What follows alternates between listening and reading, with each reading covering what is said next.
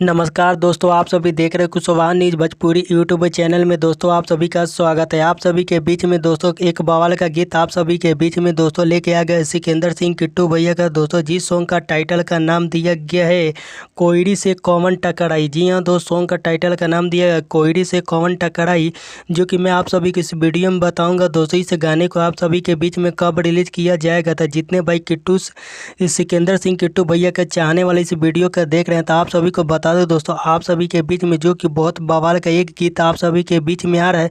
तो दोस्तों आप सभी तैयार रहिएगा, जो कि सिकंदर सिंह किट्टू भैया की आवाज़ में दोस्तों सुनने को मिलेगा। तो जो कि बहुत काफ़ी बवाल जो कि गीत आ रहा है, तो आप सभी को बता दो जितने भाई इस वीडियो का देख रहे हैं तो आप सभी इस वीडियो के ज़्यादा से ज़्यादा शेयर कीजिए, जो कि सिकंदर सिंह किट्टू भैया के एक से एक बढ़ के सॉन्ग आप सभी के बीच में दोस्तों आने वाला है। तो आप सभी तैयार रहिएगा इस गाने को जो कि सुनने के लिए। प्यार आशीर्वाद इसी तरह बनाइएगा दोस्तों।